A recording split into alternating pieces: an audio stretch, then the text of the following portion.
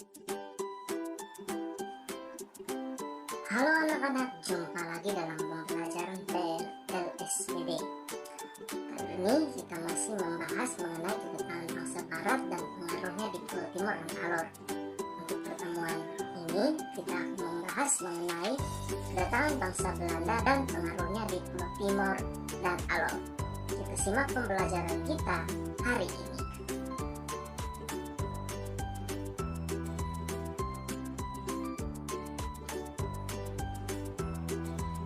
Anak-anak, pada tanggal 2 April 1596, misi pelayaran bangsa Belanda yang dipimpin oleh Cornelis de Houtman tiba di Pelabuhan Banten, Jawa Barat.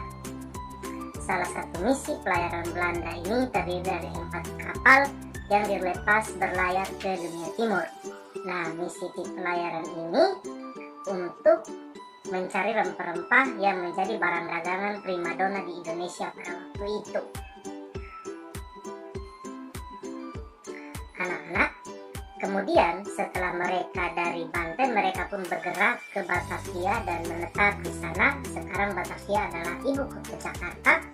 Belanda kemudian mendirikan sebuah perusahaan dagang yang disingkat dengan sebutan VOC. Nah, anak-anak, dari Batavia inilah Belanda kemudian berlayar mengitari seluruh kepulauan Nusantara mencari barang dagangan. Sekitar tahun 1635, Belanda kemudian masuk ke Kupang dengan merebut benteng Portugis di Kupang, lalu memberi nama benteng tersebut dengan sebutan benteng Fort Concordia. Nah, benteng ini yang kemarin dibahas, yang didirikan oleh bangsa Portugis, sekarang tepatnya lokasi ada di kota Kupang di Kelurahan Manokapen. Anak-anak bisa melihat sekarang lokasinya sudah dialihfungsikan menjadi Markas Tentara Nasional Indonesia.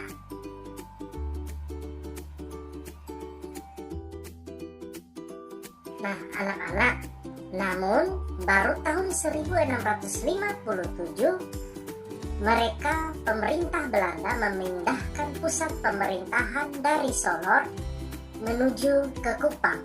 Pada waktu itu ketika Portugis ada di wilayah Flores, pusat pemerintahan yang mereka didirikan ada di Flores Timur, tepatnya di Pulau Solor. Nah, ketika Belanda masuk ke wilayah NTT, Belanda kemudian memindahkan pusat pemerintahan yang semula ada di Solor ke Kupang di Pulau Timor. Setelah dari Kupang, Belanda kemudian merebut Pulau Semau, Rote, dan Sabu. Nah,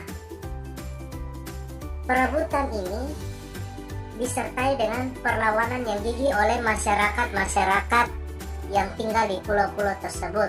Tercatat perlawanan ini kalian bisa melihat pada pembelajaran di kelas 6 mengenai perlawanan-perlawanan rakyat yang ada di Pulau Timor dan Alor dan khususnya NTT nanti. Nah, anak-anak, kemudian bangsa Belanda memindahkan banyak orang Rote yang diangkut ke Kupang untuk berperang melawan Portugis pada waktu itu. Nah, Portugis yang sudah ada terlebih dahulu di Pulau Timor kemudian terdesak dan harus pindah ke wilayah bagian Timur yang sekarang adalah negara Timor Leste.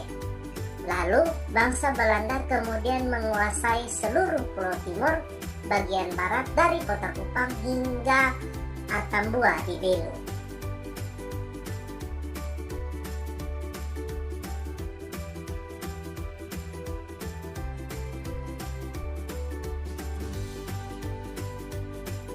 Sementara itu juga, para misionaris Belanda mulai menyebarkan agama Kristen Protestan di Pulau Timor, termasuk Rote, Sabu, Semau, dan Alor.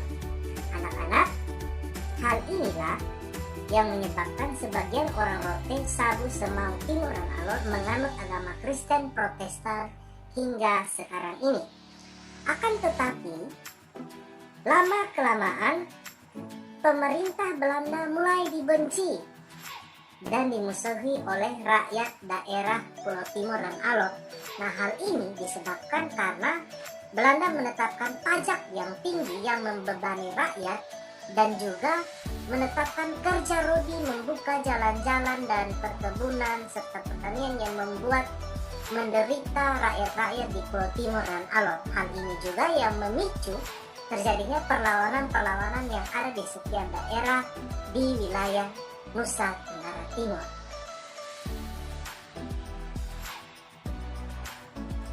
Anak-anak, pemberontakan Belanda oleh warga Indonesia yang tinggal di Pulau Timur dan Alor berlangsung hingga tanggal 17 Agustus tahun 1945 ketika bangsa Indonesia memproklamirkan kemerdekaannya. Nah, anak-anak, adapun lama bangsa Belanda berkuasa di Pulau Timur dan Alor, ada banyak pengaruh yang ditinggalkan oleh bangsa Belanda di Pulau Timur dan Alor. Yang pertama adalah agama Kristen Protestan. Nah, pengaruh ini yang paling kuat dan paling menonjol dalam bidang keagamaan ini. Agama ini juga telah menjadi dasar budaya sehingga sebagian besar masyarakat Timur, Semau, Rote, dan Sabu, serta Alor hingga sekarang ini menganut agama ini dengan setiap budaya-budaya dalam keagamaan ini yang dilakukan oleh masyarakat-masyarakat tersebut.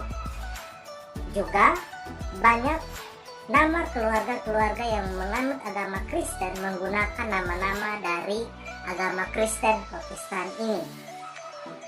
Selain itu juga banyak upacara adat yang diganti dengan upacara-upacara keagamaan Kristen.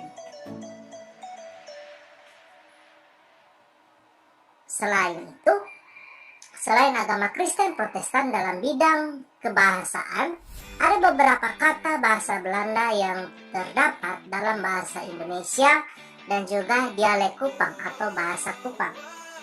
Contohnya, kalian bisa melihat ada sonde yang dari bahasa Belanda adalah sonder, artinya tidak. Terus ada kata roi, format, for, bus, mese, dan lain sebagainya. Nah, dalam bahasa Indonesia terdapat banyak juga bahasa Belanda yang dipakai dalam kehidupan sehari-hari bermasyarakat warga negara Indonesia. Nah, itu tadi pembelajaran kita mengenai pengaruh dan kedatangan bangsa Belanda di Pulau Timur dan Alor. Kita ketemu dalam pembelajaran berikut. Tetap jaga kesehatan dan Tuhan Yesus memberkati. Shalom.